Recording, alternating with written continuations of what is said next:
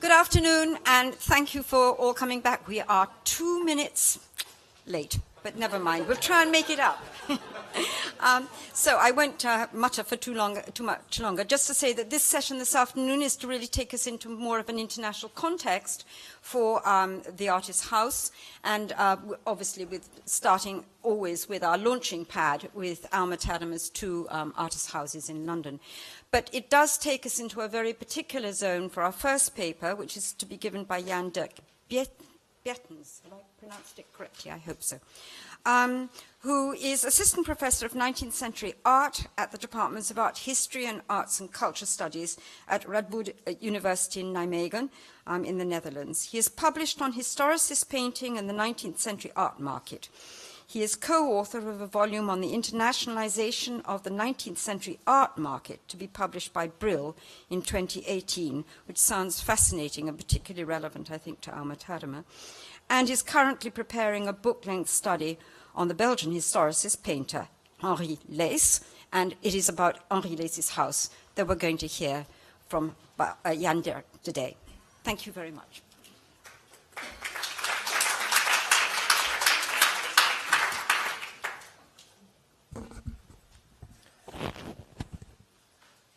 Thank you, and welcome back.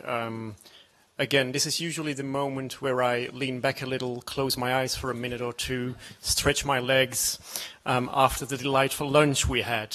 So I'm actually very happy with this slot so that I don't miss any of the other lectures by doing so. And I completely sympathize with you if you close your eyes for a moment or two. I'm just very happy that I didn't spill any of the tomato sauce on my blue shirt right before my lecture, which would be the usual thing to do. Right. First of all, an apology, or two apologies, really. The first one for the title of my lecture, which is a rather gratuitous reference to a book I've never read and a film I've never seen, The Time Traveler's Wife. But also because of the brackets around time.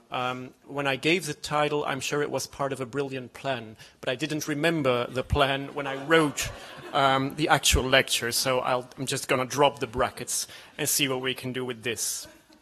Secondly, then, a more important apology for the drift of the argument in my paper. As all scholars of rather lesser-known artists who happen to have acted as teachers or mentors of more established or more famous artists, I tend to engage in what I would call predecessorial reductionism. Perugino scholars tend to see the genius of Raphael as somewhat derivative of Perugino. Thomas Couture scholars tend to see mainly Edouard Manet's time in Couture's studio as the important moment in that artist's career. And yes, scholars of Leys, or the one scholar of Leys, alive now, tends to emphasize Leys' legacy in the art of Tadema. But rest assured, I'm as fond of Tadema as you are. I will start, however, with his teacher, Henri Leys.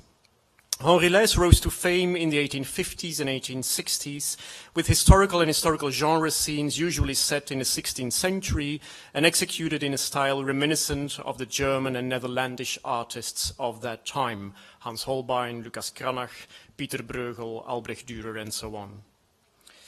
Leys' international reputation was firmly established at the Paris Exposition Universelle of 1855, where he won one of the golden medals. And later, his status as Belgium's leading artist was confirmed at the 1862 International Exhibition in London and the 1867 Exposition Universelle in Paris again, where again he was awarded one of the golden medals. Following these successes, many artists, both in Belgium and abroad, fell under the spell of Leys' melancholy scenes of a long-lost age. James Tissot, which we've mentioned yesterday, Dante Gabriel Rossetti, Jacob Maris, Matthijs Maris, to name only a few. It should not be a great surprise, then, that a young, extremely talented and ambitious art student in Antwerp, like Tadema, would ask Leys to train him after his studies at the Royal Academy in Antwerp, which is what Tadema did in 1860 or early 1861.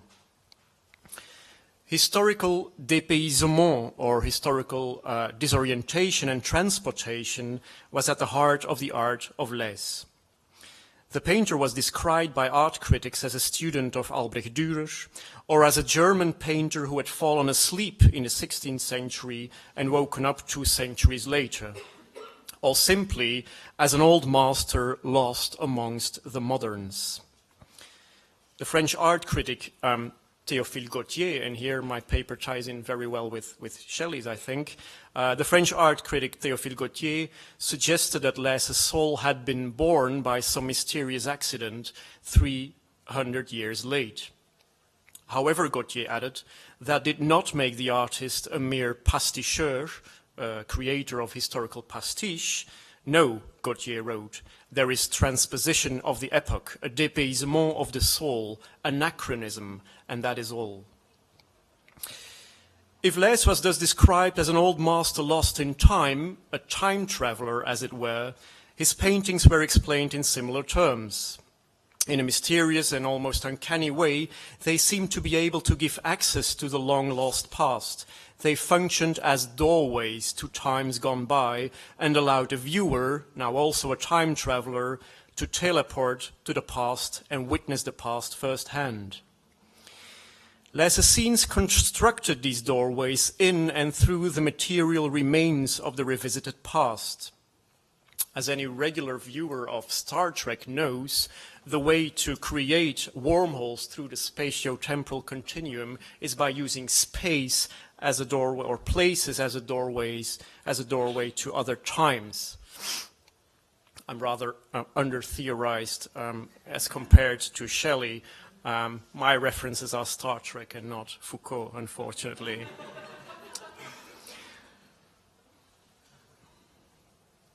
Many of Leys' historical scenes are thus set in his native Antwerp and staged against the carefully studied material remains of Antwerp's glorious 16th century, the crumbling bricks of the old Chapel of Grace, the weathered, worm-eaten facades of wooden houses in the old city centre, and so on.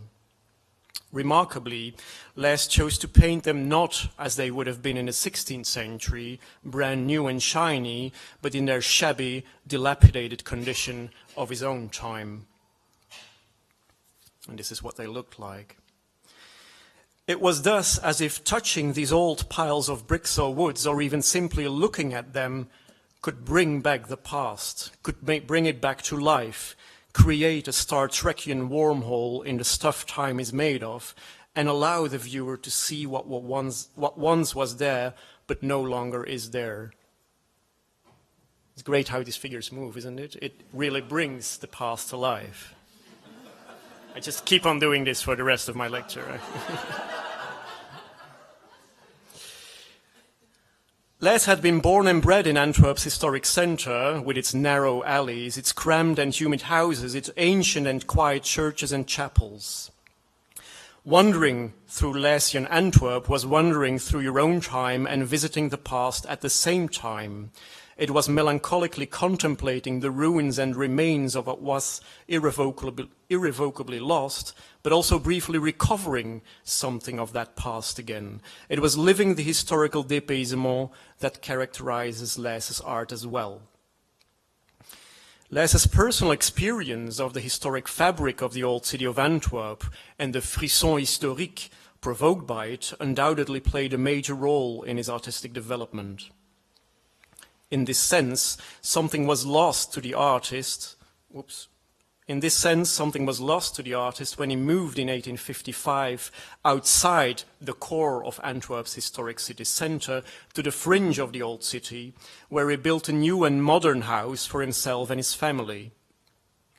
Here, however, historical dépaysement, time travel, if you will, would soon be back with a vengeance. It would be at the very heart of the conception of the house itself. And it is to that house that I will now turn my attention. Leys constructed the so-called Hôtel Leys in 1855, following his great international breakthrough at the Exposition Universelle, and the red cross is where the house was, while the other photographs indicate the core of the historic centre.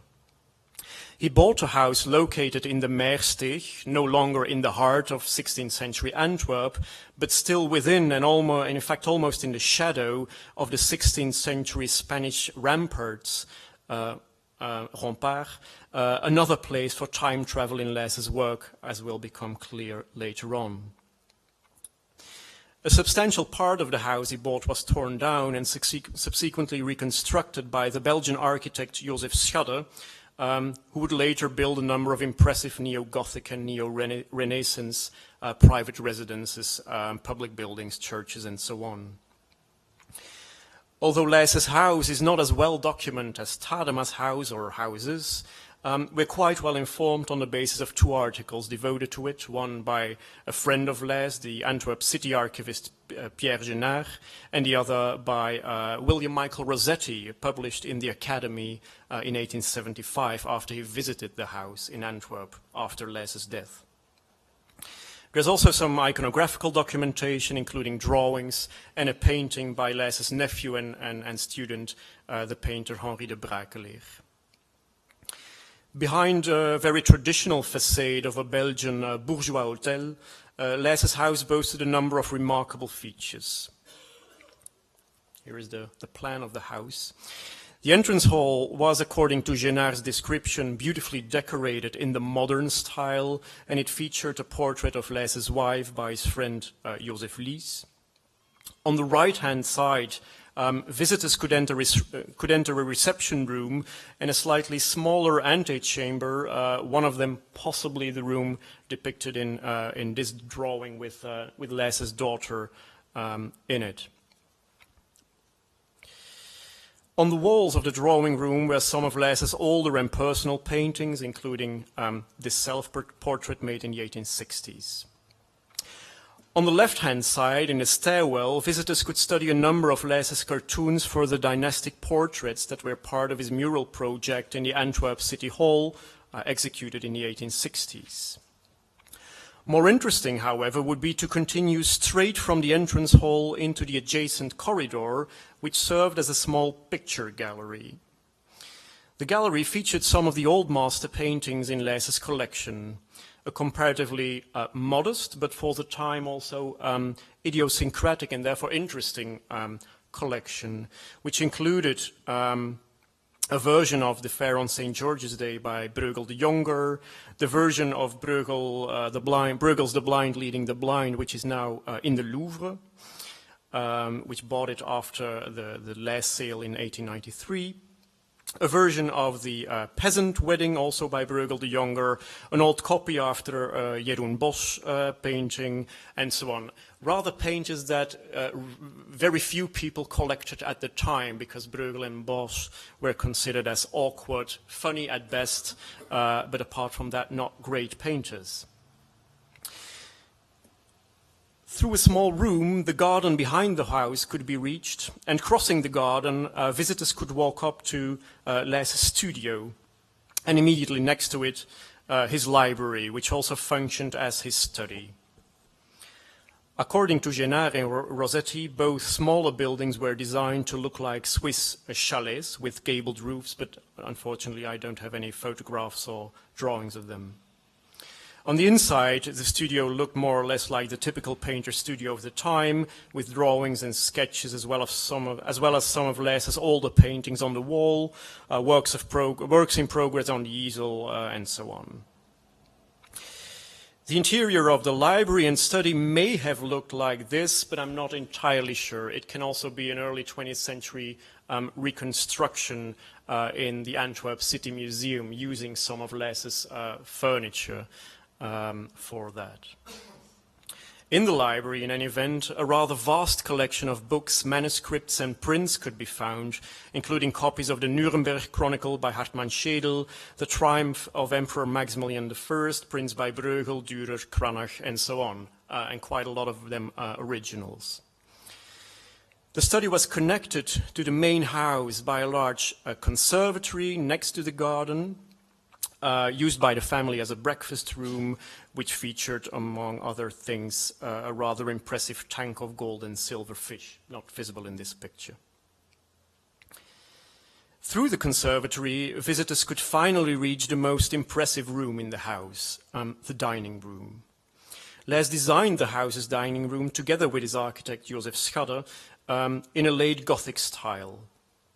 Besides the extensive wooden paneling, the room featured a massive neo-Gothic brass stove and an elaborately decorated ceiling with heraldic imagery, including the coat of the medieval St. Luke's Guild, small shields with the decorated initials of Leys's children, and so on. There was also a painting by Leys of St. Luke himself. The most striking feature of the room, however, was unquestionably the series of 16th century styled murals painted on the walls above the wooden panels, which effectively catapulted visitors or guests sitting at Leys's dining table back to Antwerp's golden age in the 16th century. As Leys rose to fame, the dining room and its murals would make his house the most celebrated artist's house in Belgium, a tourist destination, even meriting a brief mention in Baedeker's Handbook for Travelers to Belgium and Holland, and eventually, after Leys's death, a place of pilgrimage. And now I will just engage in some name-dropping. Writers and critics would visit the house: Victor Hugo, Théophile Gautier, Edmond and Jules de Goncourt, Théophile Thoré, Philippe Burti, William Michael Rossetti, possibly also Charles Baudelaire and Pierre-Joseph Proudhon when they were exiles in Belgium. Artists would also visit Félix Bracquemont, Albert-Ernest Carrier-Belleuse, Edwin Landseer, who even spent a couple of nights in the house as Leys's guest, Fort Madox Brown, and later even the maybe more unexpected visitor, Vincent van Gogh. When Van Gogh arrived in Antwerp in November 1885, the very first thing he wrote in a letter to his brother Theo was that he had visited the house and that he had seen the famous dining room painted by Leys. Although Van Gogh is not always a very trustworthy source, he also claimed that Leys's not-so-clever son had damaged the painting on the far wall because he wanted a higher door, which is obviously untrue. This was meant to be in this way.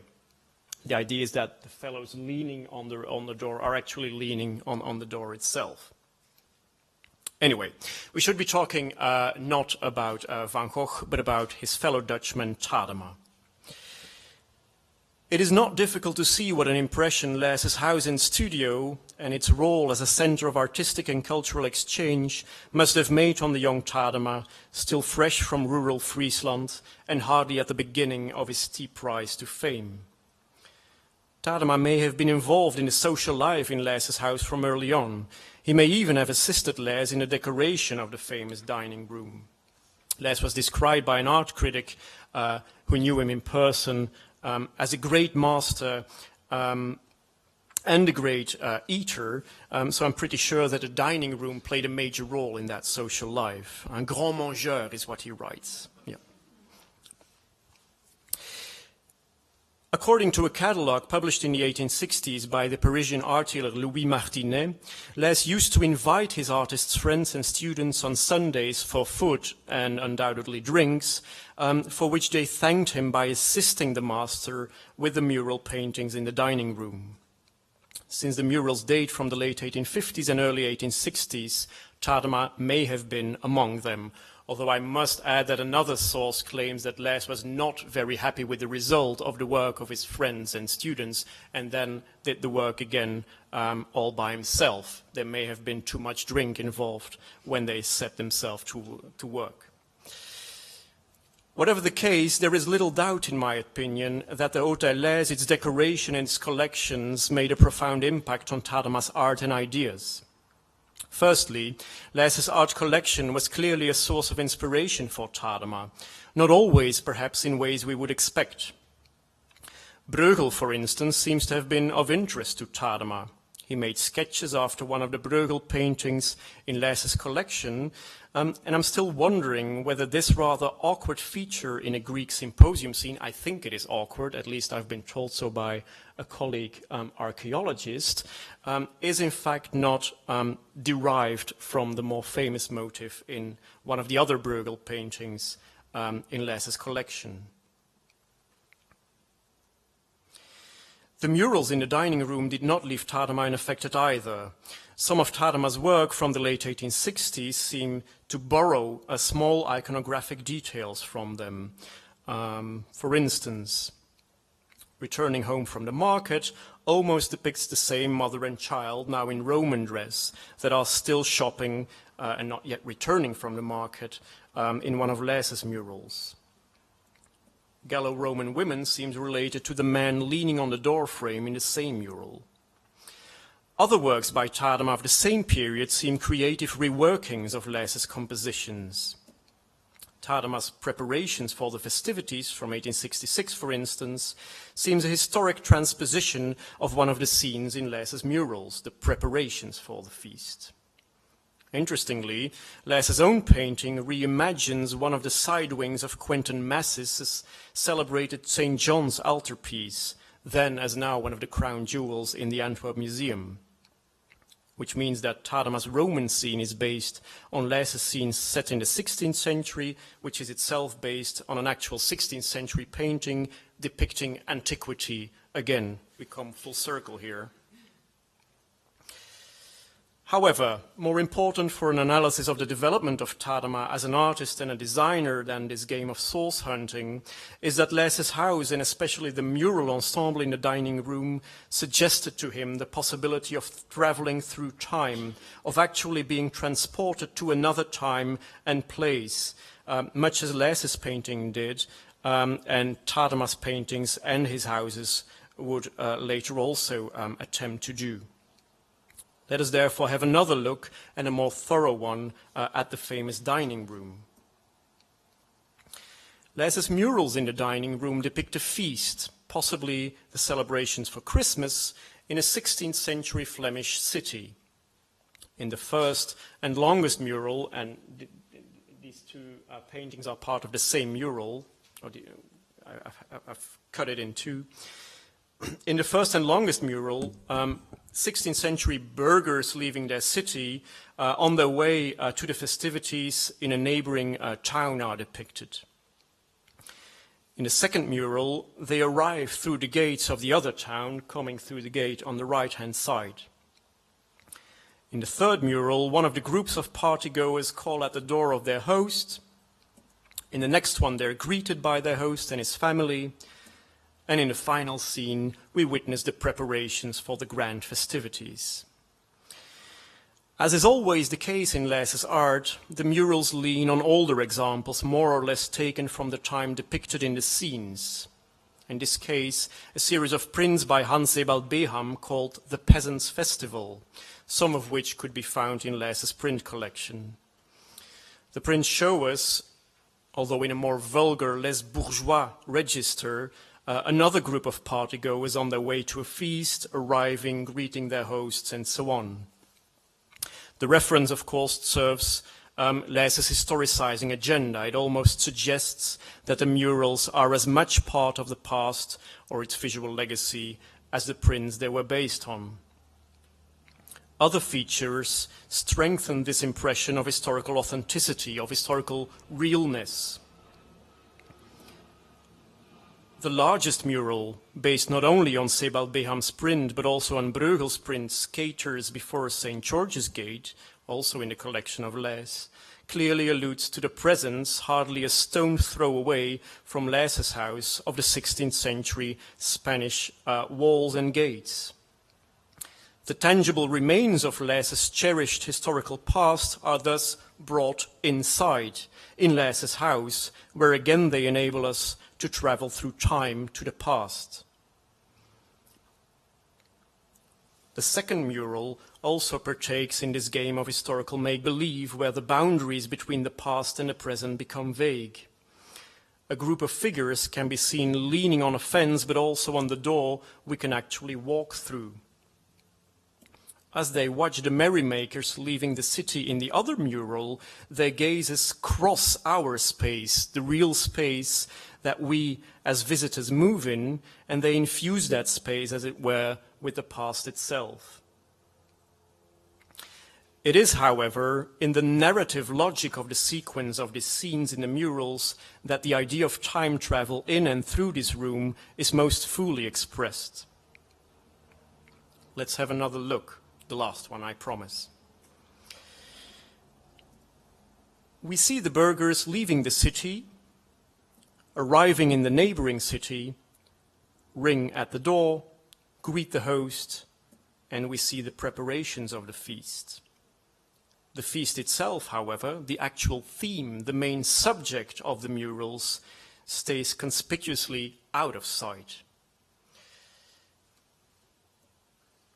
It is then, when contemplating the murals and noticing the absence of the feast itself, that Leys's real-life guests, that is, the visitors in the dining room, would realize that the festive meal missing in the murals is in fact the meal which they will be served themselves by the artist and his family. The 16th century festivities are, in other words, continued in the present. Visitors find themselves suddenly transported to the past, not only because of the historicist decor, but also because the past lives on, is completed in the present at the festive table where they take place. The murals thus suggested again the possibility of traveling through time. Visitors would find themselves amongst 16th century Antwerp citizens, or 16th century Antwerp citizens would mingle with Leys's 19th century visitors. The French art critic Philippe Burti, a friend and admirer of Leys's, suggested as much in a description of the experience he had himself in the dining room. At night, in the dining room, when the light shows the paintings in a flickering glow, the guests detach themselves from the murals. They walk, hurry, whisper, and some of them look with eyes full of melancholic appetite at the plates of the living sitting at the table. I like the melancholic appetite especially, as if they have had hunger for 3 centuries and are now finally able to smell the food and maybe taste it. The suggestion of the ultimate possibility of actual time travel is what led to the lasting fame of Leys's dining room. Leys's art dealer Gustave Couteau commissioned his nephew and pupil Henri de Brakeler, the painting you see here, immediately after the older artist's death. The famous French engraver Félix Braquemont intended to make prints after the entire mural cycle, but unfortunately finished only one of them. The art dealer Ernest Gambard bought the replicas made by Leys after the murals for more than £10,000 and showed them in his London gallery. As you all know, he also suggested to Tadema to design historicist decorations for a dining room himself, similar to Leys's project for which Tadema made this small painting. Tadema himself then, I think, took 2 things from the Hôtel Leys and hung on to them even after his move to London. There was, firstly, the fond memory of the warm hospitality and convivial get-togethers in Leys's house, a conviviality that Tadema must have been hoping for when he started dreaming of another life in London with his soon-to-be bride Laura Epps. And again, I would suggest that it is not difficult to see the iconographical relations between the famous screen and some of Leys's murals. More important, perhaps, for Tadema's art at least, was the idea of time travel, or perhaps more accurately, of being simultaneously in the past and in the present. Leys's art suggested such temporal ambiguity. I forgot the complex word that Shelley used, heterochronic, right? Was it something like that? Yeah, I'm going to look that up. Okay. Well, we'll be using it wrong together then. In Tadema's houses as well, visitors would find themselves transported to the past, but also in the present. In Tadema's art, we are, in a similar way, constantly invited to simultaneously see the past and the present as if they flicker from the past to the present and back again. Or better, as if we can see the past, or better, as if we can see the present in the past in some kind of twofold seeing in, to borrow Richard Wollheim's phrase. In Love's Missile and in my studio, as has been mentioned here today before, we even no longer show where we are, in the past or in the present, that is, in ancient Rome or in Tadema's house, which features so conspicuously in these paintings, and therefore back again in the past, because the house is also an historical fiction as a work of art. I would suggest that this idea of temporal ambiguity or simultaneity originated in Tadema's experiences in the Hôtel Leys. In the dining room, Leys also decided to think through the possibility of actual contact between past and present to its ultimate consequences. In the mural above the fireplace, behind the host and his wife greeting the newly arrived guests, Leys depicts himself, his wife, and 3 children, there in the left-hand corner. Not, as you can see, in 16th century dress, but in modern 19th century dress. Here then, the gap separating the past from the present is completely bridged. The past and the present almost literally shake hands. Thank you.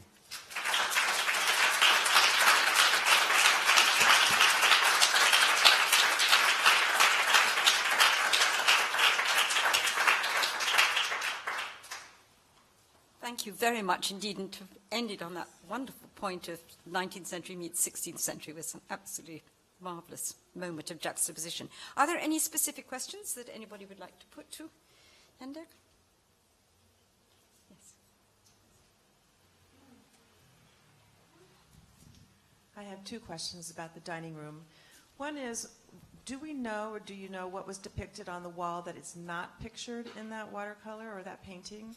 And does the dining room still exist in any form? On the other wall, the painting of St. Luke would have hung, but no murals.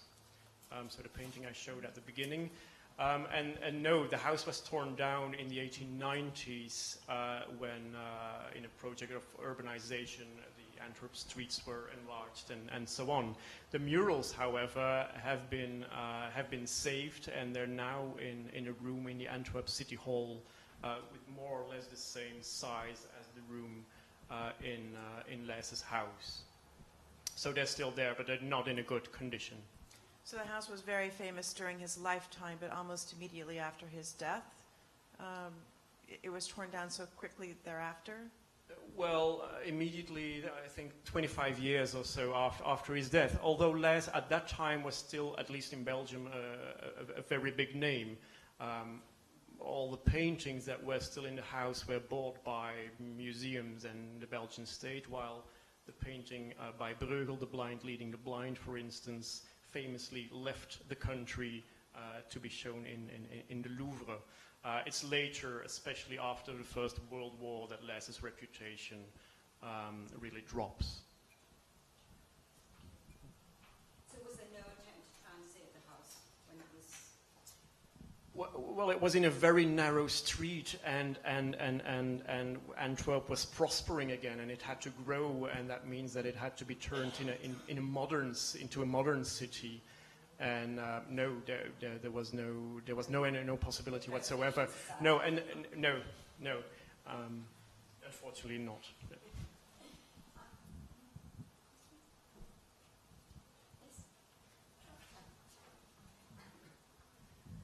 That trick of using the real feast and the sense and the tastes of the real feast as a kind of enhancement of the time travel was used in a play about Van Gogh, excuse my pronunciation, in Brixton at the National Theatre, where the recreation of his home in Brixton was created, and they actually cooked an entire Sunday dinner on stage while the play was going on, which was very powerful. But on a more serious level, scent in particular was being discussed by early people studying the mind and so on in the 19th century as a kind of time travel, as a sort of that once when you smelt the scent, impressed your brain, and then you could travel back to that time through scent. So. Thank you. It's of course scent and taste, as in notoriously with Proust, that brings you back. Thank you. I'm sure there'll be other questions coming up in relation to the other two papers, so perhaps we should move on. And I'm now delighted to introduce Stephanie Moser, who's going to talk on things Egyptian.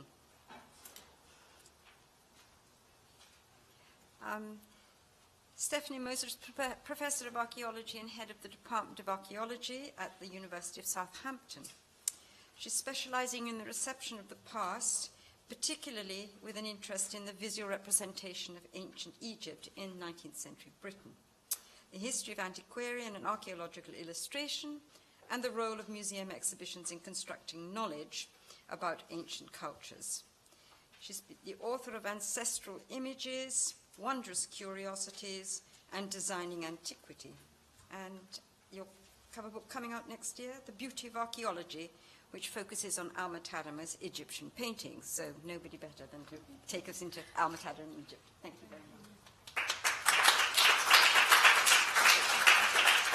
Just tap to go down.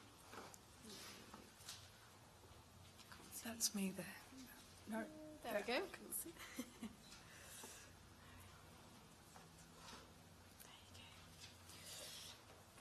Good afternoon, everybody, and I'd like to start by saying a very special thank you to Liz and to Peter for inviting me, but particularly for your openness and your generosity to scholars outside the cloister of art history. It's much appreciated. So, this is the painting that Donato was referring to yesterday, that's in Johannesburg. Because I'm a quite shouty person, I didn't. So in 1892, Lawrence Alma-Tadema stated that he'd always been possessed of the beauty of antiquity. In the following year, he further declared that art has to awaken in the spectator a higher sense of the beautiful. Over his lengthy and highly productive career, Alma-Tadema devoted himself to this cause, establishing his own distinctive strategies to ensure that his pictures communicated the very rich beauty of the past.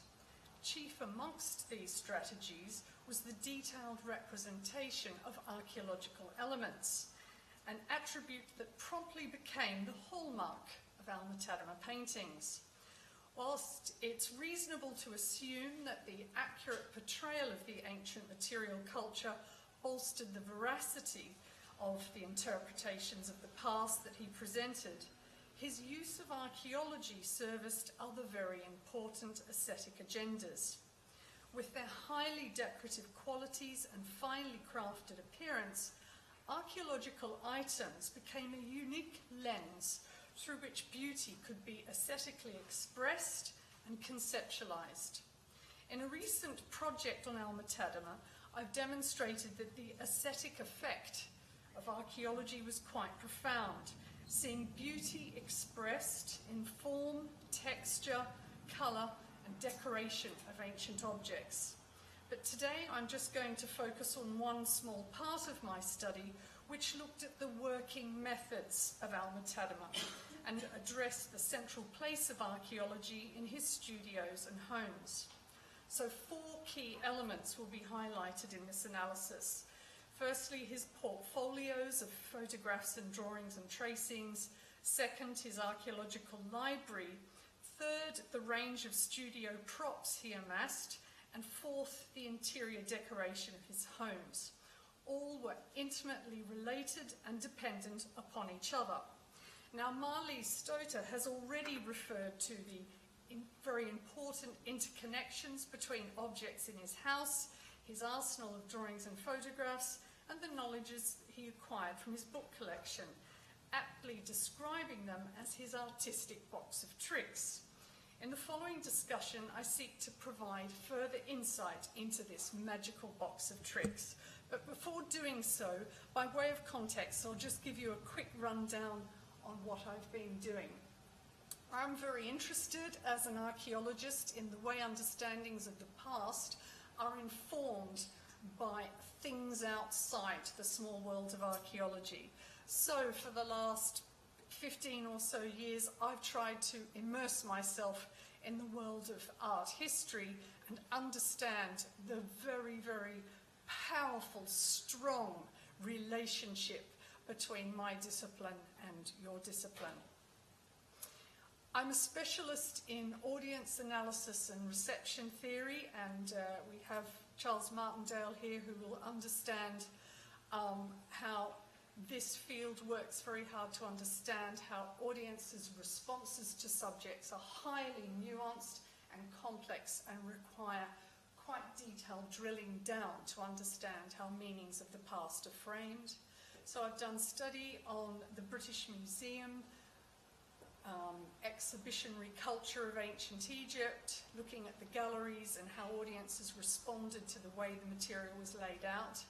And then I did a study of the Crystal Palace and the way in which the strategies for the display defined ancient Egypt. And here I come to Alma-Tadema, who is described extensively in the literature of the 19th century in Britain, which was the focus of my research as an archaeologist. And it's quite interesting when you calculate all the number of times he's described as an archaeologist. It's almost nearly equivalent to being described as an artist. So I went through a study of all his paintings, and as an archaeologist, yes, I did a lot of source spotting, which I'm not ashamed of, or as Peter called it, motive hunting, which is enormous fun, but that's, of course, the start of the project. It's seeing how the motives and the sources speak to each other, how they work together. And so I can't go into it all because that's not the talk, but here is a picture of the British Museum gallery where a lot of the objects were that he saw. He used Egyptological drawings that were coming out. There's my beautiful stool up the top that I talk about a bit. He used these wonderful works of the famous John Gardner Wilkinson, and here are just some of his paintings that I've analysed in detail. You would have seen that at the exhibition. This beautiful painting as well. So I looked in detail at the reception and appraisal of his art, trying to see how art historians who were in themselves defining who they were and what their remit was, and I looked very closely at what archaeology meant to art critics. That was in the 70s, and then this was also, you saw at the exhibition last night, and then I looked very closely at the sea change, the shift in the way his work was understood. I won't read them all now, but it's just fascinating to identify the tropes that are used to try and define this person. And it's a new set of languages and words that critics are working with to understand this amazing artist.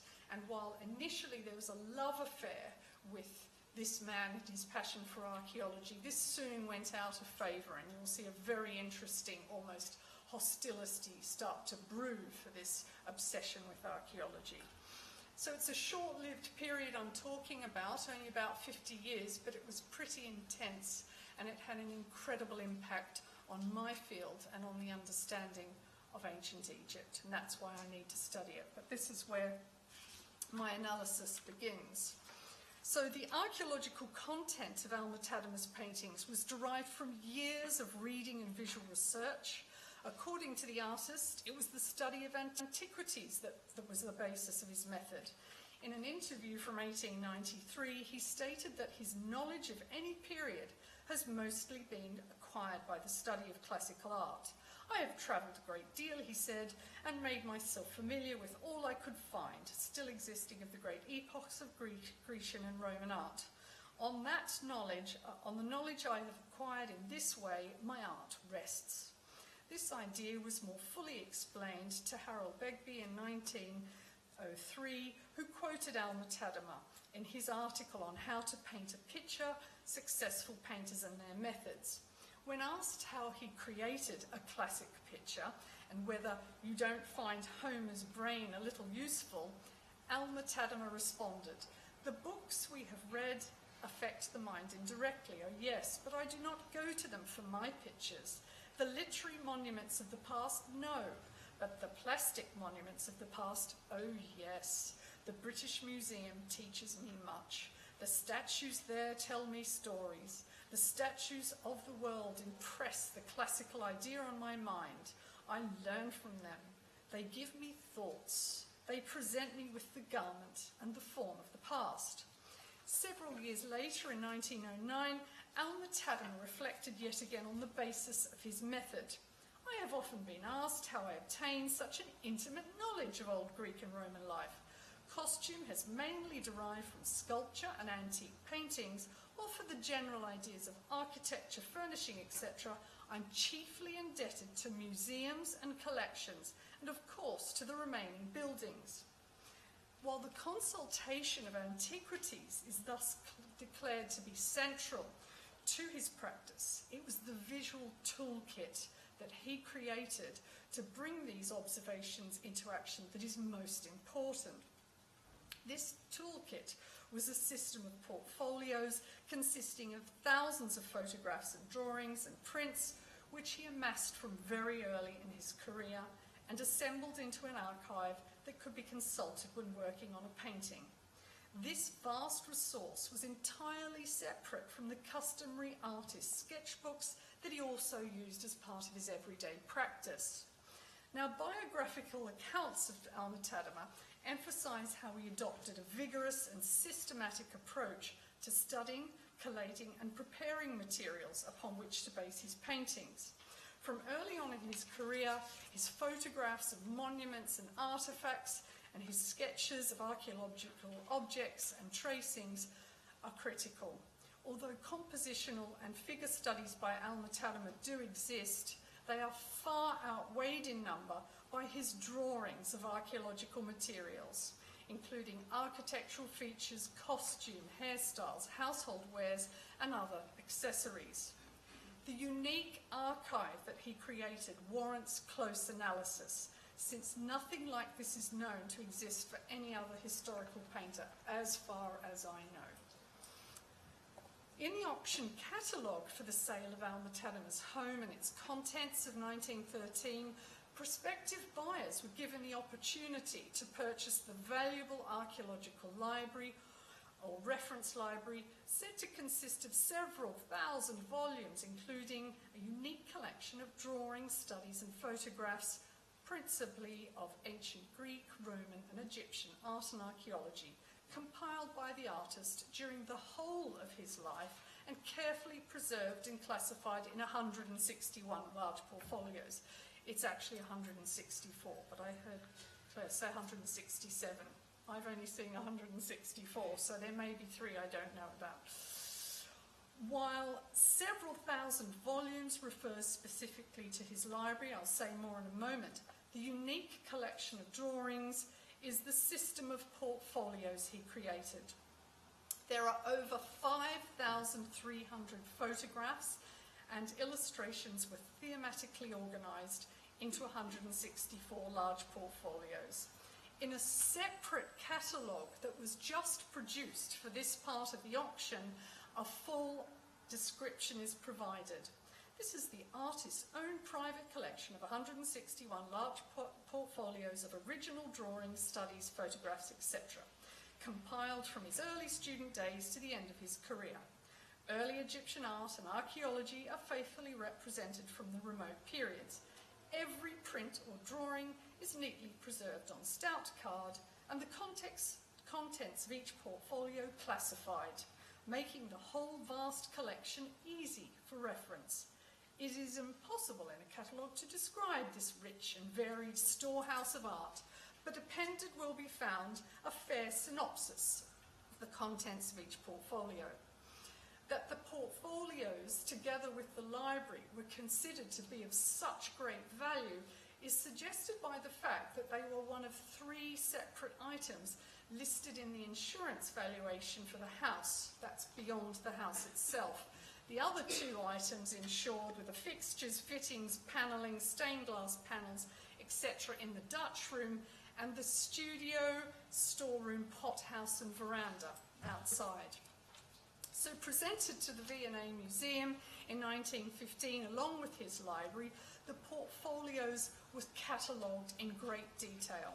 And in 1947 we know they were transferred to Birmingham, and while his books were all integrated into the library holdings and sadly duplicates were dispensed with, the portfolios mercifully were kept intact. A comment made by his daughter Laurence in the inventory of objects that she and her sister donated to the Frieze Museum in 1835 explicitly refers to the resource. In describing a piece of furniture included in the bequest, which was at the exhibition you saw last night, Laurence states that the lower part of a cabinet of Roman design included 10 of the red portfolios he used from Antwerp onwards to classify reference drawings, tracings and photographs. Now a series of shelves or drawers can be identified in images of his studio. So we'll see the shelves and drawers in my house and in the Williams picture, of course. I've taken a detail of it to show the shelves, but these are the portfolios as well up here, the red portfolios. With neat writing and descriptions on them. They were referred to in 1884 by Helen Zimmern, who wrote that in his study lie piles on narrow horizontal shelves, portfolios and books full of choice photographs and engravings of ancient buildings in Egypt, Greece and Rome, copies of bas-reliefs, statues, inscriptions and other works of art needed for this learned artist's pictures.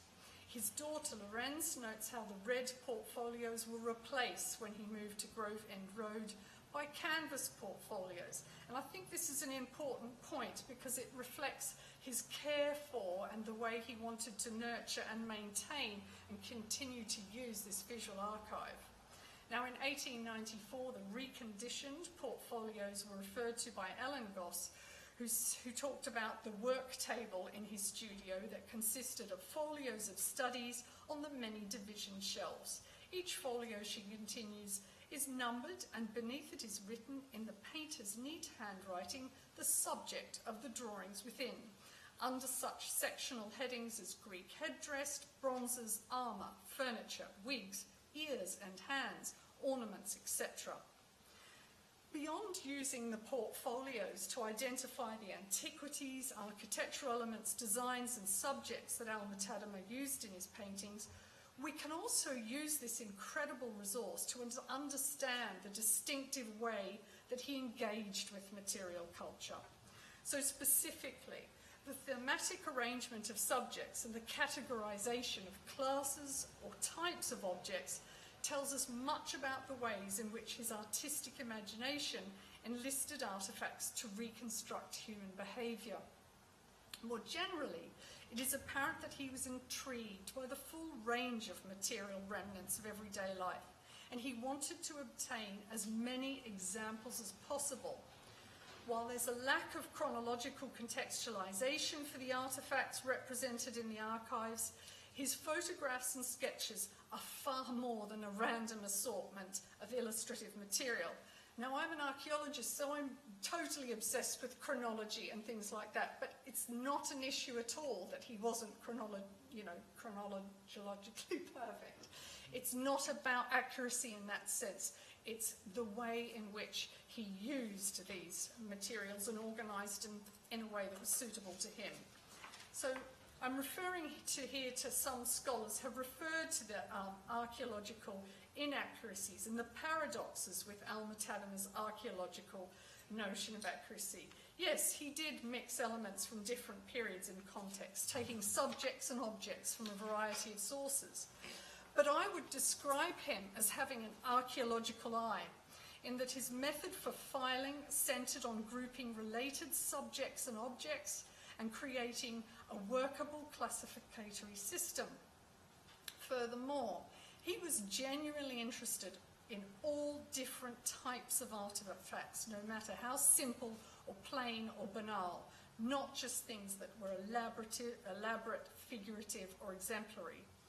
So they weren't just accessories for him, they weren't attractive motifs he could slot into gaps in pictures. They were an indispensable tool for getting to the very grit of the past. In this sense, I believe his compilation demonstrates true sympathy with social history as much as it reflects an aesthetic agenda. Now, the cultures, periods, and art historical traditions included in his portfolios is very wide-ranging.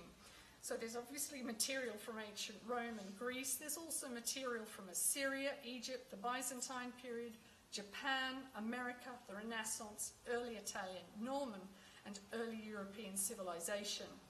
And within this system of archaeological, cultural, and geographic categorization, individual portfolios are assigned to subclasses such as altars, animals, aqueducts, fountains, bridges, ships, carts, flowers, gods, and so it goes on.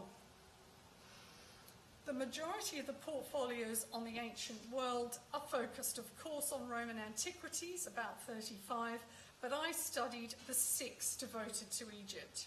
These are divided into 2 categories, namely architecture and costume, consisted of 206 photographs and 412 drawings. Encompassed within these broad categories is a wide range of different types of objects: furniture, pottery, domestic items, agricultural implements, tools, and manufactured items. While many of the illustrations are pencil studies traced from books and assembled in groups in large folio pages, there are many sketches of original objects from collections and larger drawings and watercolours presented as solitary images. While the deployment of these resources in his Egyptian paintings is outlined in the book, the point I want to make here is that these were resources were in his home, at his hand and at the ready. They were as much as part of his studio as was his easel. And now I'd just like to show you some of the elements of the portfolios. He collected photographs from a wide range of sources, monuments, and individual antiquities. He obviously spared no expense in the photographs he acquired. His drawings would be compilations like this of different artifacts that he'd taken from books and seen in museums. He also did what I've described as a sort of assemblage paper, pages where he put all sorts of different, like similar chairs together or similar items together. He did larger watercolours, and beautiful, I mean, these could be in an archaeological publication. His line drawing is extraordinary draftsmanship. These aren't, the second one wasn't used in any paintings. I also talk about the way his illustrations have a very didactic quality, so it's not just that he's interested in decoration and design. Here he creates his own style of drawings where he has sections, elevations. He often is quite economical in that he won't reproduce a whole object, he'll just do half of it, because why do the whole thing? I just need to know what it looks like. So now I would like to talk about his extensive archaeological library. So fundamental to his preparatory work was this incredible library of over 4,000 books, but notably excavation reports and periodicals relating to the study of ancient civilizations.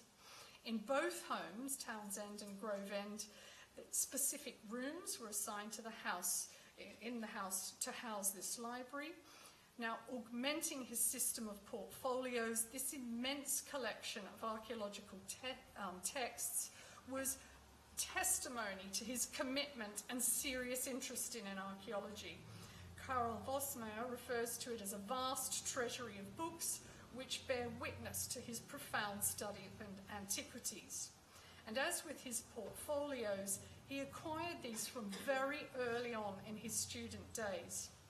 And a list of works jotted down on some of his early sketches shows you what books he was telling himself to read and to purchase. He was doing this from very early on. And there's also surviving notes he took like a student from archaeological texts, showing that it wasn't just the images he took, it was the things he copied. So, auctioned in 1913, the library was purchased by a memorial fund and donated to the V&A Museum by his daughters. It was arranged, as we saw earlier, in a bay of the National Art Library at the museum with the bust. There are 2 listings of Alma-Tadema's archaeological library, the hand list of books of 1915 and the much more detailed typescript of over 200 pages prepared at Birmingham on receipt of the books. And both provide very useful insights into the depth of his archaeological interests, showing that not only did he possess the core primary archaeological texts on Roman, Greek and Egyptian archaeology and other areas, but he also included lots of works on classes of objects like sculpture, ceramics, ornament, decoration, textiles, jewellery, costume, art history, classics, contemporary art. That he made such a big investment in forming this library is indicated by the presence of hundreds of very large folio works that would have been extremely expensive to purchase. Indeed, a large portion of the library consists of major multi-volume works. He bought the whole set, lavishly illustrated productions and photographic compilations.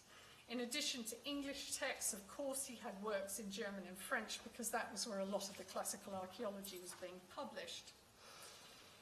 The library includes important classical works, Plutarch's Lives from 1580, some of Vitruvius's work from the 1600s, and he, of course, it's obvious, had most of the primary works of Pompeii.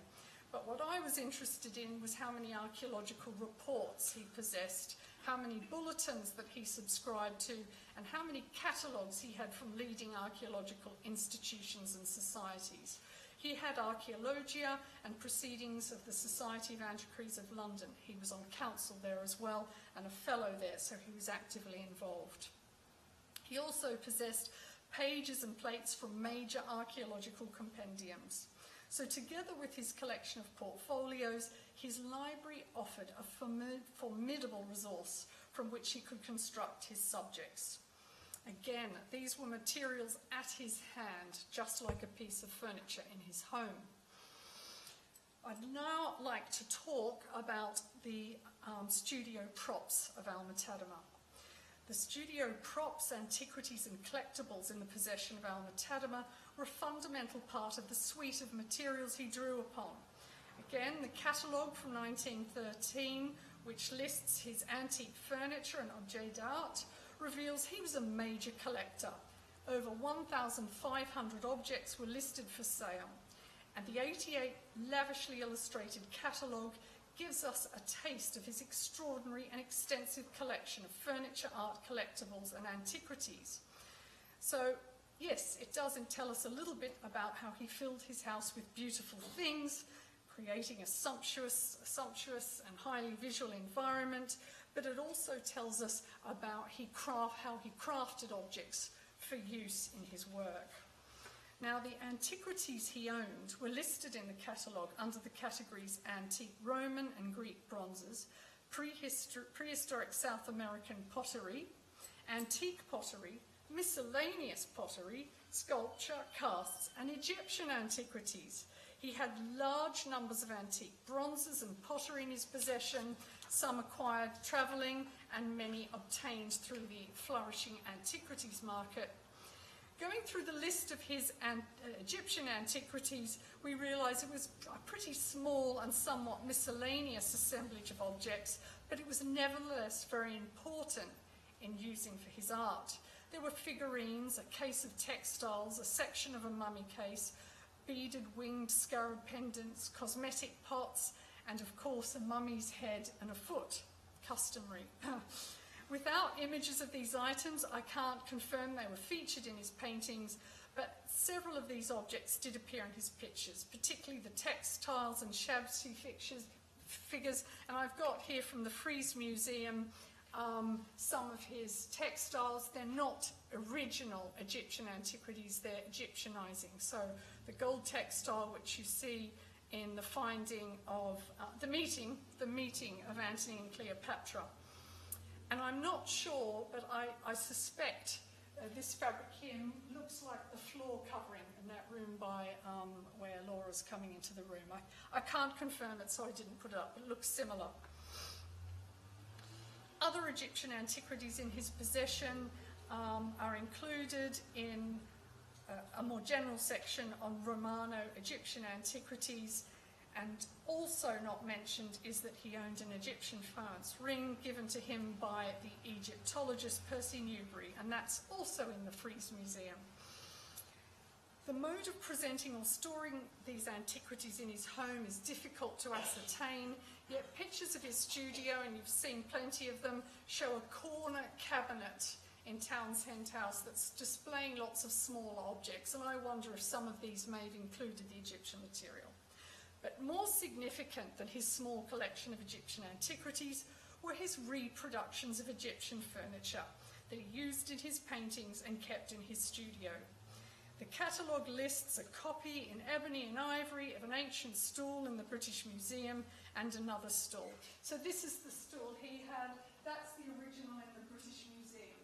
The jar stand, which he had a replica of, is the original in the British Museum.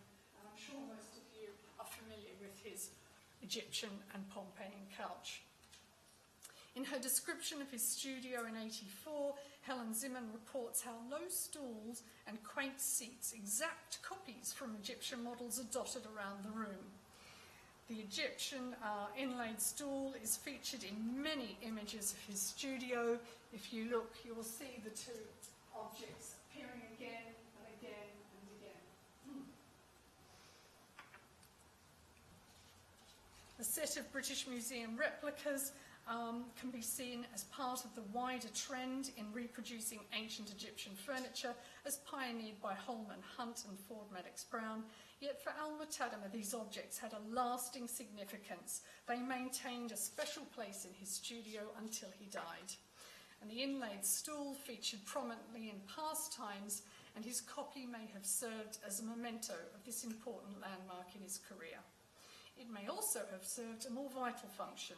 In 1881, Wilfred Meynell wrote that the very stool the artist paints from is designed in reproduction of an Egyptian seat in the British Museum. But in 1884, this appears to have changed. As Helen Zimmern states, the artist himself prefers for painting a wicker stool that is usually covered with silken stuffs or skins. Unsold at the 1913 auction, it was donated to the Frieze Museum by his daughters, where they explained its story. It was used in the studio at Townshend House, also at Grove End Road, and was bought back by the daughters at the sale of his collections, and that's also in the exhibition. The appearance of this simple item of furniture in images of Alma-Tadema's home reveals how it assumed a very important personal and symbolic role. I see it as emblematic of his deep passion with seeing beautiful in the most ordinary.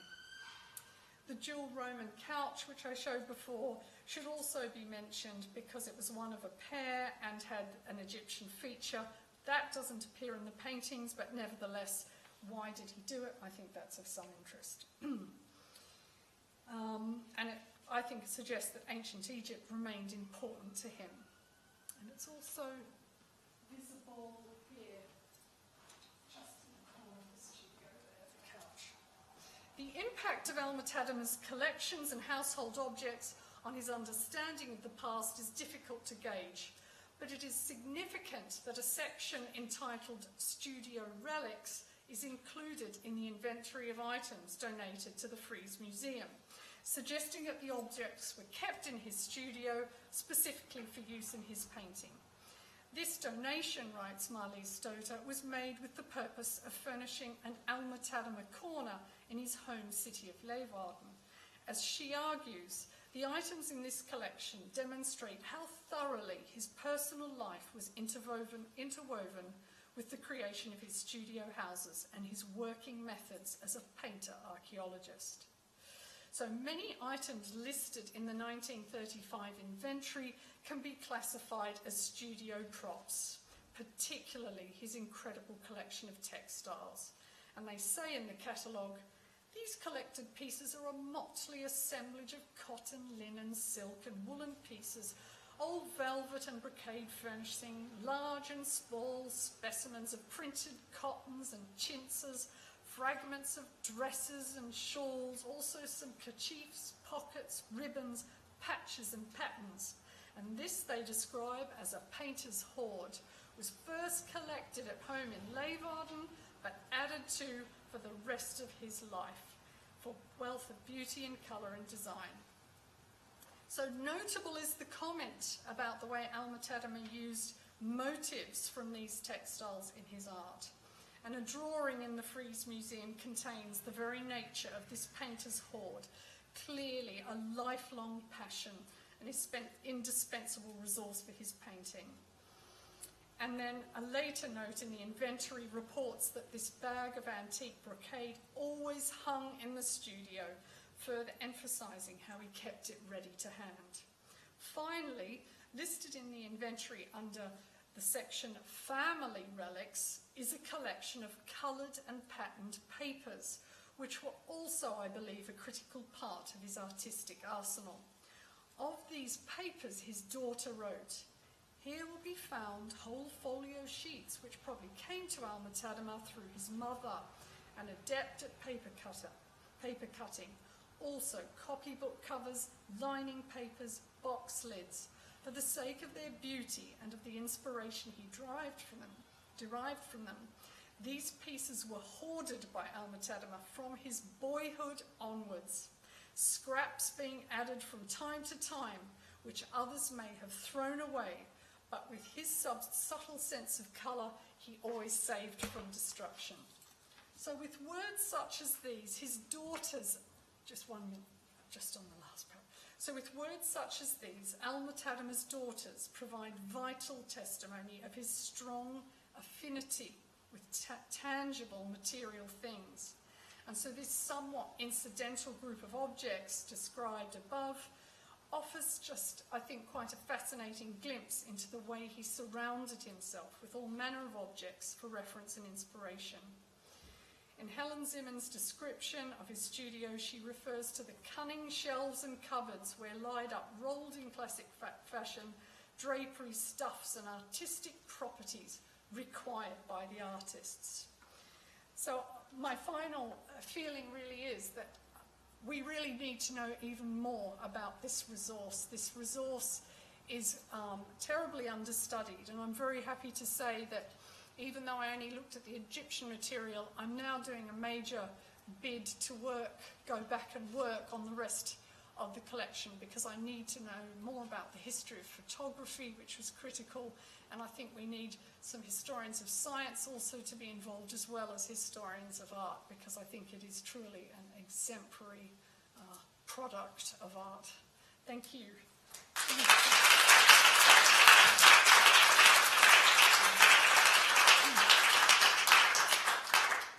Stephanie, thank you very much indeed. I think we probably should move on to Nick Tromans and then Sure. and otherwise he's going to get me. So if we could have please Nick Tromans, who, just a quick introduction, has been the Bryce curator at Watts Gallery Artist Village since 2013.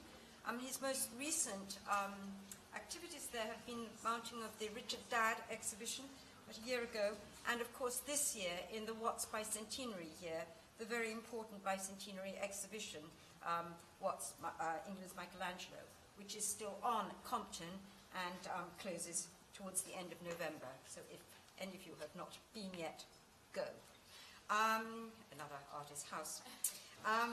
Now, Nick has, as we heard yesterday in the smaller group, been working on the creation of the International Artist Studio Museum Network, and it is about that as an extension of Watts that he's going to be talking about now. Thank you. Great. Someone's left their wallet. I know, I just... Can I have that? Good.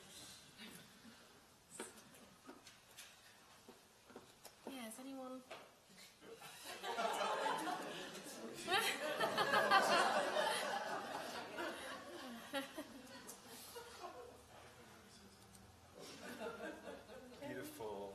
Thank you very much.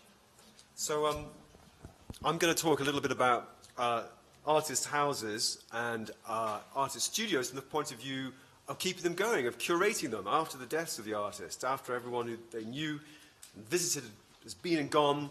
How do we keep them going, and why should we bother in the first place? This is George Frederick Watts, who lived from 1817, hence the bicentenary this year, down to 1904, his self-portrait of 1864. He was considered, as Barbara Bryant was explaining to us yesterday, one of the great artists of the 19th century. There was almost no superlative that wasn't used about him in the years around 1900. So he was a prime candidate for the likelihood that his estate should be preserved.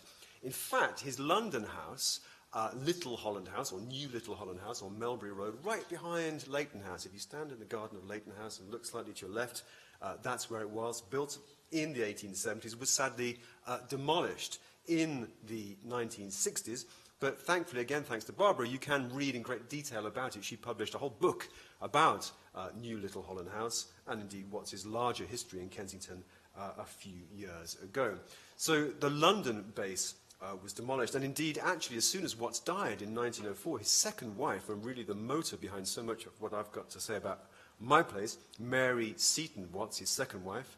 First wife was Ellen Terry, but that's a story for another day. The second wife, Mary Seton Watts, as soon as her husband died, she got rid of the London house. She really wasn't massively keen on London, being from the Highlands of Scotland, and she made their base Compton in Surrey. She had, just in time for her husband's death, completed the creation of what we now call the Watts Gallery. Initially, in fact, it was a hostel for the young men who worked in her pottery building, and the pottery building, in turn, had been developed on the back of her extraordinary creation, this neo-Byzantine structure, the Watts Chapel, that she constructed after having dragooned the local villagers into learning how to make terracotta tiles and indeed the interior decoration. You'll see some veteran cyclists admiring the interior of the chapel there. Great cycling around the Surrey Hills. And that theme of moving around from building to building is the one thing that I guess I might hope you might remember about this talk tomorrow. The idea of moving between museums is really what I want to emphasize. So our estate, as it was in the late 19th century, the Wattses moved there in 1891, really took the traditional route of a Victorian estate during the 20th century, was broken up, sold off, partitioned, and what we've done in recent years is put it back together again. Just at the beginning of last year, we were able to fully acquire Leys. Wish they called it something more easily pronounceable. Leys, that is the house there, and we have acquired that, opened it, or at least parts of it, up to the public, and in there were the studios of G.F. Watts and of Mary Watts. So it's another one of these houses that does have the family, although in this case just two of them, with their respective studios. We do have lots of lovely photographs of G.F. Watts' studio at Compton. Remember, of course, always, he did have this other studio in London up to his death, but I'm just showing you the one in Surrey. Lots of evidence of exactly what it looked like, although this particular photograph dates from shortly after his death.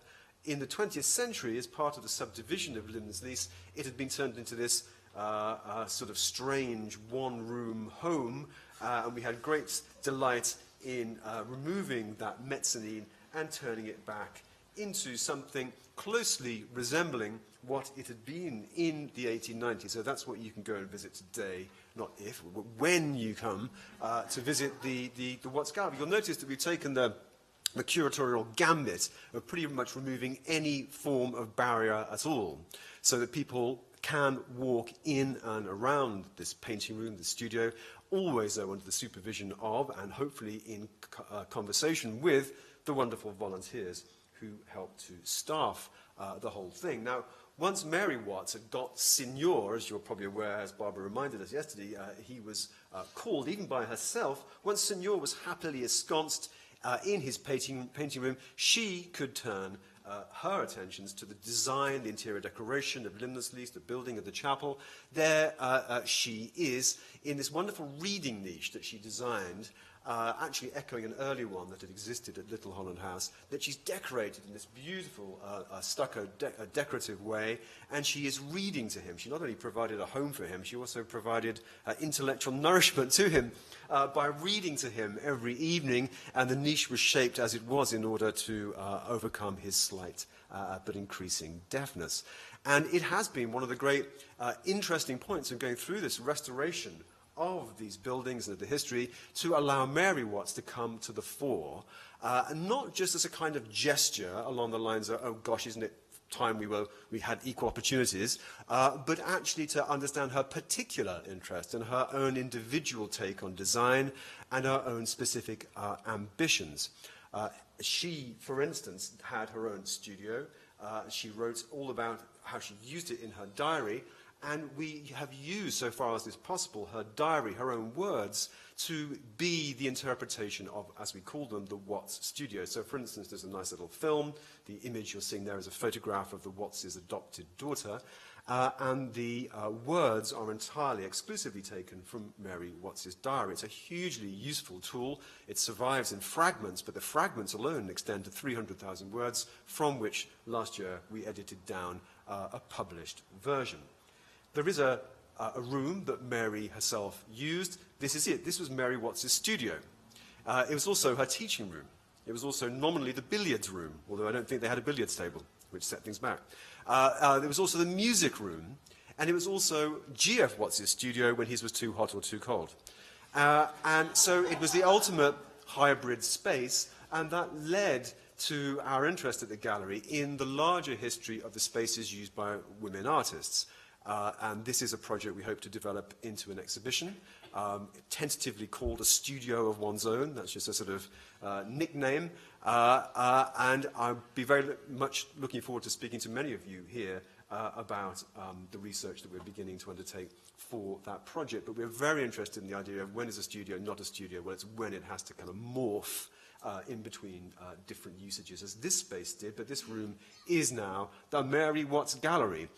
Sadly, of which I have only the most uninspiring photograph, because that takes it when all the cases were in place, but before the objects moved in. That's a kind of exhibition designer's photograph, so that they can show off the design. But we do now, I think, show the full story of Mary's contribution, and which also, as well as revealing the history of women's participation as artists in such grand houses, also emphasizes, I think, the way that women became often de facto curators of perhaps their late brothers, their late husbands, estate, house, studio. As it became a museum, and often, of course, it wouldn't be just a single day at which the one became the other. It would be a process over a generation. Women were able to, again, informally, de facto, enter into the profession of curatorship before such things were formally possible or acknowledged. There's an example of Mary Watts just being a very good artist, though I don't think we really sort of realized before her beautiful and detail of her beautiful triptych that was included in Sculpture Victorious not so long ago at the Tate. And just to show off a little bit, we were also able, when we were developing the Watts Studios, to include a lovely learning space and a wonderful conservation studio, which is really great news for our collection and its health. So once we'd opened up, or rather as we were planning to open up the G.F. Watts Studios and the Mary Watts Studio, we said to ourselves, well, gosh, we don't really seem to have many peers in the UK. We don't seem to look like anything else quite in Britain, but we were all aware that there were other examples of artist studio museums elsewhere. There's, for instance, the Gustave Moreau Museum, that absolutely astonishing place, curated by, of course, the artist himself, who saw ahead and planned during his own lifetime that this fantastic double-decker studio in Paris should become a memorial to him and indeed to his muse and to his family and his parents and to his whole life and work. And that there were other examples, such as the Musée de la Croix, where, of course, the artist had left this life without relations, and it had fallen to his admirers of a later generation to save the building from being developed. In this case, a group of the Friends of Delacroix, led by actually Maurice Denis in the early 20th century. A rather interesting case of artists not obviously sympathetic, taking on the role, again, not quite of curators, but certainly of savours of reputation. So you can imagine that once we started to make our little list of places we had heard of that were studio museums, off we went, making a nice big list, and turned it into a website. And I have brilliantly omitted to bring any brochures or leaflets. I apologise. So do please make a note of the address of the website, which is Artist Studio Museum, all one word, .org, which you can search by country or by individual. We are very much still building it. There is the address at the bottom of that slide. I think we're up to 126 museums just in Europe, because of course there is already an American parallel, and Valerie is here from the States, and we'd like to think of you as our sister organisation now. We do not yet include obvious places where there are other wonderful studio museums, such as Japan. So just Europe, including Russia, 126 of them so far. And using this, let's call it a database, it's a rather grand name, we hope to add to it, it is hopefully going to add to a sense of an awareness of there being this actually rather prevalent species, a subgenre of often small museum out there. And it allows us, if not to do exactly statistical research, it allows us to at least begin some broad brush taxonomy of the kinds of museums that you can find out there, and just to subdivide them even further. A kind of museum that Carol Jacobi referred to yesterday is the idea of taking a very intense, introverted space and absolutely preserving it almost as a work of art in its own right, in a vitrine. Brancusi, of course, his studio, mythic space in Montparnasse, was turned into, well, wasn't turned into anything, it just carried on, although transported down the road a little to the Beaubourg, and there you can walk around this ambulatory and peer through the plate glass into this beautiful space, which feels like a kind of, Damien Hirst installation. In terms of its rhythms, I think, in terms of its spaces. And the classic example, which Carol referred to, is Francis Bacon's, again, mythologized tiny space up at South Kensington. There he is, having a little rest. And here are the chaps moving in, very, very carefully, methodically, forensically analyzing. I mean, good God, every last little smear of paint and everything else, and then reconstructing it, and hard to believe though it is, that is its reconstructed appearance in Dublin, where, however, you cannot simply, sadly, walk in and sort of, meander around, as in, because that would totally, contradict the principle, as you can at the G.F. Watt studio. In fact, you look at it through a piece of glass. Again, it's a vitrine, it's a work of art. It's almost like one of those pieces of art made in France in the early 1960s where, the artists would sort of put all the rubbish of their friends into a vitrine. It reminds me rather of that phase of early French conceptual art. So that's one way of doing it. And to me, I guess this is counterintuitive, even paradoxical. I think what we're looking at here is almost the very last stand of the genuine workshop, the bottega, the idea of this is where work happens, nothing else but work. It's work, work, work in these spaces, and almost to preserve that idea, you've had to turn that into a concept and thereby into a work of art in a vitrine. A different model has flourished in the case of these studio museums, however, and I'd like to just use as an example a chap who, to start with, is very differently dressed, right, to Francis Bacon or Constantine Brancusi.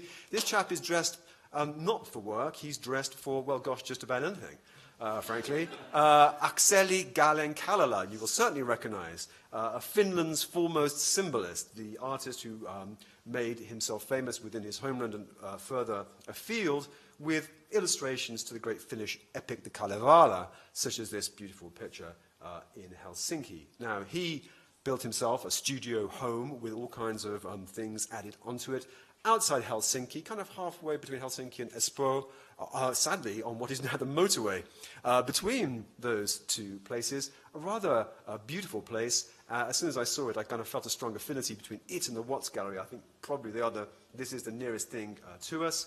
It has this fantastically unnecessary turret. It has this fantastically, probably useful, extremely pitched Nordic roof to allow the snow to fall off. And inside, although it was used for work, you get the sense it was never used for work that was exactly backbreaking. You kind of get the sense that the space was and remains a space for pleasure, for dinners, for conversations. And indeed, as you may well be aware, Galen Kallela was so bound up with the crystallizing and we can debate endlessly how artificial it was or otherwise, a crystallizing of a Finnish identity, a Finnish national identity around the time of its independence in 1918. And that is really why the place became famous, and it's in many ways the kind of ethos that it tries to preserve, a kind of, as I'm sure they would like to think of it, a progressive national identity, which is done, I would say, from a curatorial point of view, with the most wonderful wit, often at the Galen Kallela Museum. For instance, you may be aware that the Finns enjoy a very lively heavy metal scene involving a lot of tattoos, which are often apparently based on the Kalevala, or indeed Galen Kallela's own illustrations too.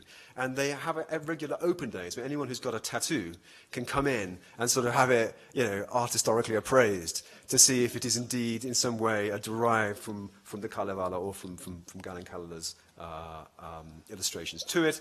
And they have a very clever thing about using Galen Kallela's telephone book. He was one of the first people around here to have a telephone. So his telephone book is an object of great historical interest, and they're able to work out who his contacts were. So it becomes a microcosm of Finnish identity. It becomes a hub, a nexus of social life of a particularly, not quite utopian, but certainly idealized kind. And that is really where I want to go in the few minutes that remain to me, because, and I haven't quite yet shown you the sauna. Yeah. So it is arguably the only museum in Europe with its own sauna, but I stand to be corrected on that.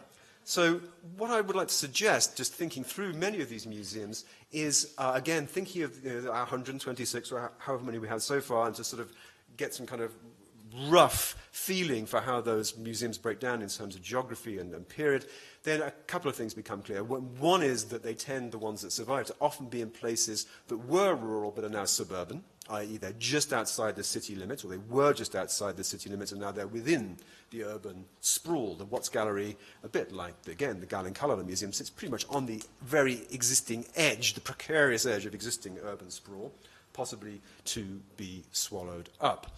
The other thing that's clear is that the Studio Museum hardly belongs exclusively to, but seems to belong archetypically to the period, and this is a point I made yesterday, to the period of secession, to the period of, I'm not going to join in to the academy or the whatever, the great school anymore in the capital, I'm going to go and do my own thing, and that therefore these places often, their ethos presupposes the existence of another place.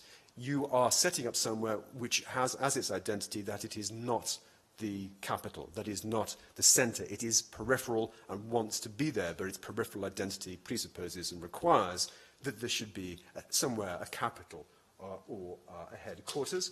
And I guess that is what we feel at the Watts Gallery that we have become. There was a kind of split site identity until 1904 between Watts's London house and his Surrey house, but we do very much pride ourselves on not being in London and not looking like a London museum and not having a classical designed building and having all kinds of rural things going on, such as a graveyard, which we have to, for instance, manage, but none of that would perhaps be in itself thrilling if it didn't form a complement to an urban art scene to which we can provide a kind of tantalizing other. And that rural identity has been adopted now formally in our new brand, or newish brand, Watts Gallery Artists Village, which we always have to say when we answer the phone, which isn't always easy to remember.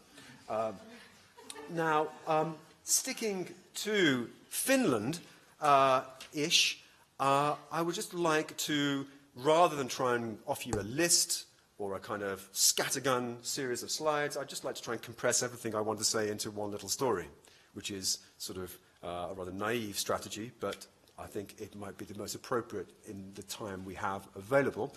So I'd like to take you up to just outside, 25 miles northwest of Petersburg, to the studio house of Ilya Repin, the great Russian social realist of the late 19th and early 20th century, who moved there in about 1900 and died there in 1930. It was pretty much totally destroyed in the Second World War, rebuilt and reopened as a museum in the early 1950s. Just to remind you, and just look at that building. I mean, I always feel that it's a wonderful structure that somehow manages to look half like a medieval Kremlin and half like a constructivist fantasy, both at the same time. Absolutely wonderfully charismatic place. And just to remind you, you hardly need it, I'm sure, but who Repin was. He was famous for these wonderful, dramatic, emotional subjects, such as the barge haulers of the Volga, which, perhaps paradoxically, but perhaps predictably, was actually bought by a member of the royal family, the imperial family, in Russia, signaling Repin's capacity to move both between radicalism and a membership of elite patronage circles. Talking of his membership of elite circles, the guest list at his house, which he called Penates, as in Lares at Penates, the household gods, later rechristened by the Soviets Repino, the town was named after him. Here he is, around 1900, with his partner, the lady on the right, Natalia Nordman, who was a writer in her own right, creative spirit in her own right, and in fact, in many ways, like Mary Watts, the person whose politics and whose ethos dominated the place. She was a strong socialist, a strong vegetarian, strong egalitarian, refused to have servants in the house. But look who their guest is on this occasion, Maxim Gorky, the great writer, and his partner. Now, this is before the Russian Revolution. This is the beginning of the 20th century, but it's a very evocative image in that both Gorky and Repin found themselves after the revolution to be, as it were, accidental exiles. And famously, Stalin made great efforts to bring them both back home. In Gorky's case, it allegedly ended in tragedy, possibly his murder, certainly his early death. Repin sat it out.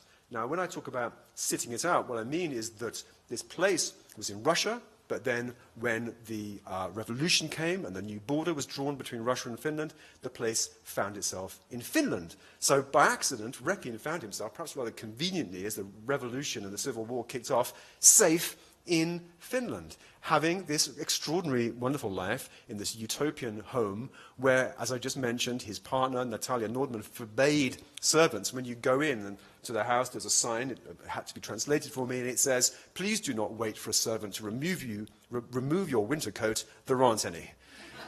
Do it yourself. When you came to table, there would be no one to wait at you, so they had a dumb waiter. You turned around the inner partition, and you would feed yourself from the plates on offer. If you said anything anti-egalitarian or boring, you were made to mount the pulpit of penitence until you could think of something progressive and interesting to say. So you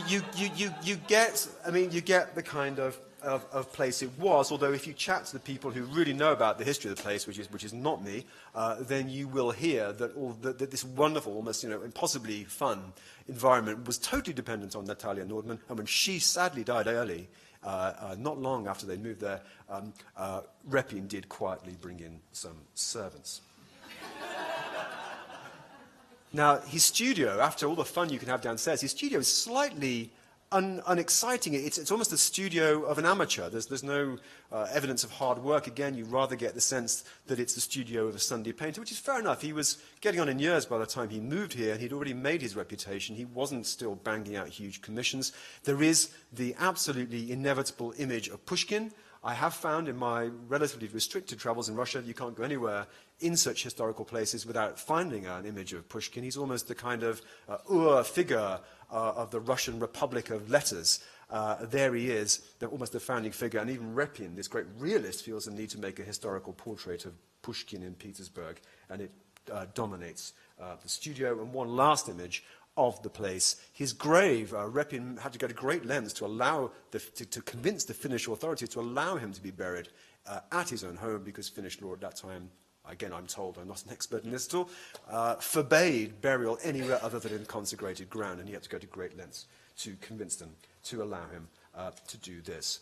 Now, just in the last 3 or 4 minutes, am I okay? 3, not 4. Thank you, MaryAnne.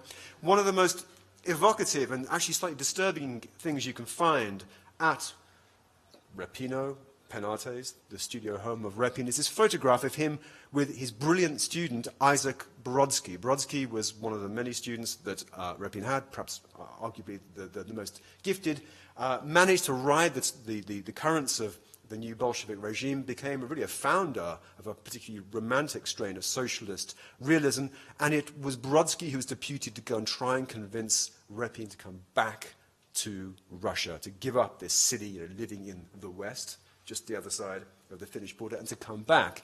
But that, of course, invites you to go and visit Brodsky's own studio apartment on Arts Square, just near the Russian Museum, in the very center of Petersburg. There is a portrait of Brodsky in 1938 by an artist called Laktionov.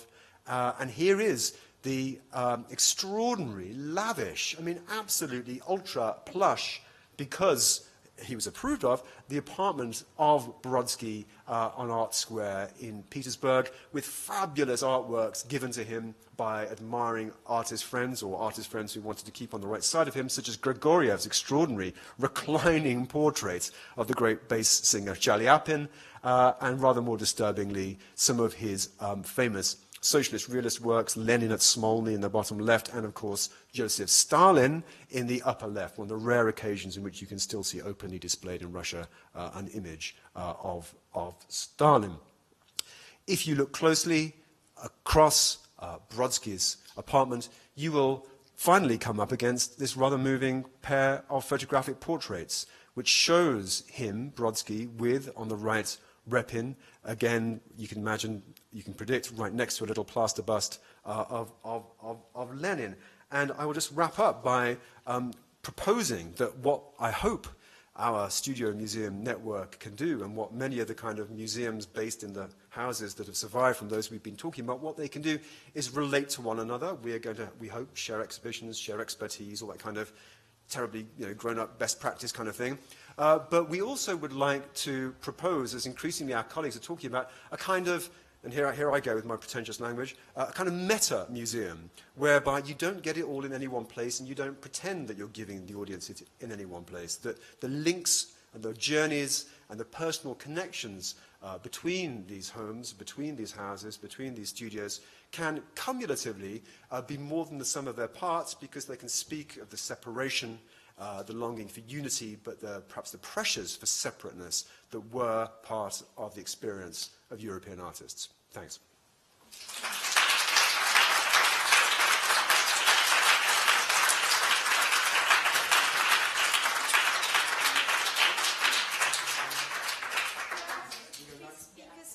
The other two to come up, Stephanie.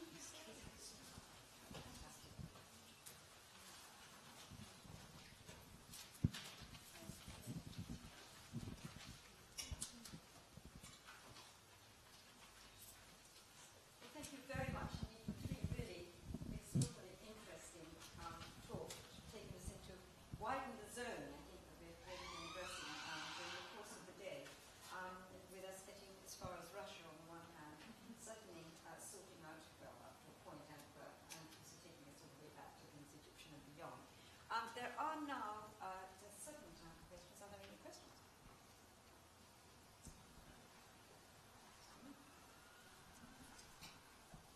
I'm very loud anyway. Nick, I was wondering if you could just speak a little bit about Watts as a sculptor. I noticed it was so interesting that your new logo is using physical energy, and perhaps if people have any kind of name recognition of Watts, it's as a sculptor. And I haven't been to the Watts Gallery recently, but I know that there's the collection of plaster works and things like that. God, thank you. That is such a timely question, because Watts is a bit of a mystery as a sculptor, at least to me. We have Barbara Bryant here, who'll put me right if I go wrong. But it's always seemed to me incredible that a bit like Leighton, he doesn't really show sculpture at all. And then suddenly he comes up with Clytie in the 1860s, this beautiful marble sculpture. And I just never quite managed to convince myself that he made it all by himself. But as I say, waiting for Barbara to come in on that one. And then to be frank, the only other major sculpture that he creates is Physical Energy, the horse and rider, which has this very interesting political history. As you pointed out, it's used as our logo. It was made over a period of 20 years, and at different times it's been a memorial to Cecil Rhodes in Cape Town. And it's been an emblem of the Labour Party in the 1920s and 30s. It's also represented slimming biscuits and other things. So it's a very strangely shaped sculptural career. 2 acknowledged masterpieces that go into the bloodstream of the art world and the general public and that people know about. And then, you're quite right, all these fragments that we hold that we are just about to begin a project on to understand them, because frankly, we don't.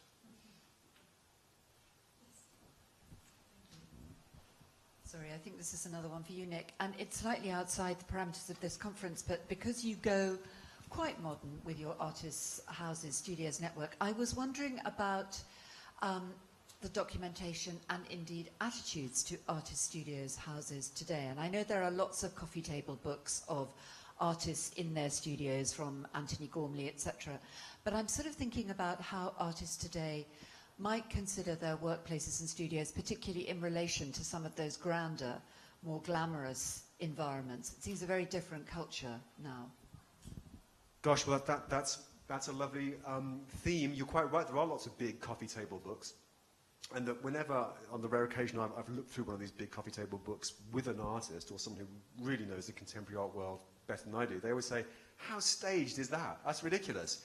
Who is this man standing by himself pretending he's made all this stuff exclusively by himself? I mean, I would just offer this one comment from my own experience, which is just that successful artists who can afford big studios of the kind that we have seen in those famous compilations that we're all familiar with now, tend to be represented by art dealers who will take your kneecaps off if you just start inviting yourself in and taking notes and taking photographs. They are incredibly restrictive in my experience. Same goes for the foundries that make their big sculptures.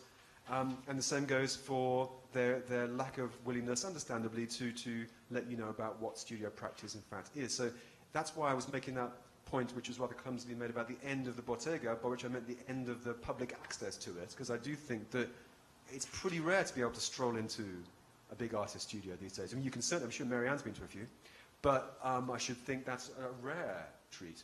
I shouldn't think most of us will get to do that. So I do think that the rise of the dealer system and the great success of the dealer system for allowing artists to continue to become super rich has meant that access has become harder. That's a very general. It's interesting just to say that it wasn't an absence of the dealer system that meant that you had access to the artist studios in the 19th century, because they certainly were there, but it was certainly not being as exclusive and prescriptive of who should go in. But in relation to now, I don't think there's no loss or no absence of very large artist studios, often designed by extremely distinguished contemporary architects and architects, effectively. It is just as you rightly say, they're being guarded jealously by the artist himself, because there is a mystique about how the process takes place within the studio. So I think that's an interesting point. Yes. Sorry, maybe you've got one. Yes. Stephanie, I wanted to thank you for a fascinating trio of papers. I wanted to actually ask you to speculate a little bit about something you touched on at the very end, which was thinking about the history of photography's relationship to this particular collection of photographs. And I'm really curious to know how you see what it might contribute to a history of archaeology and the connection with photography in the 19th century. I mean, I guess I think about some of the other recent projects like Scramble for the Past that has looked at Ottoman archaeology or archaeology in Ottoman lands, which has sort of recast our conversation about photography and archaeology in certain ways. I was just wondering if you might give us a few more insights. Sure, absolutely. And I come from a tradition like you, an Aussie who was trained in art history, where we learned about the power of ethnographic photography and studio portraits. This is completely different. What I've been learning about is the very ambitious commercial photographers who saw the value in providing communities out there of artists with these kind of resources. So, for example, the collections were taken by this photographer, Stephen Thompson, in the 1870s, mid-70s, and very selectively chosen things that they thought artists might like, and made little staged pictures of collections of artifacts. And the distribution of those images I've been working out was quite wide. They weren't just published as books. You could buy them at places like the Crystal Palace and in other places in London. And so I think that there's an economy there that's... The colleagues in the British Museum are desperate for me to do this research because they weren't even aware how much their collection was being used by the artist community. They're slightly aware, but now they're very excited because this is the days of impact, isn't it? So it's useful. Don't know if that's satisfactory. Question back there? I'd like to ask Stephanie whether Alma-Tadema used his Antiquities collection purely as a working collection or whether he shared it with the general public in contemporary exhibitions like the ones held at the Burlington Fine Arts Club. I don't think he exhibited his antiquities because, quite frankly, they weren't really good enough. That's not the right word to use. He treasured them. They were a personal appendage. And they weren't cohesive. They were quite eclectic. But that's what he loved and that's what he was about in his life. His antiquities were something that I don't think he wanted to show massively to the public. It was his paintings that was his public face, and that was it. And then all the armoury of things I talked about were his babies that he kept close to his hand and he used and touched and interacted with every day.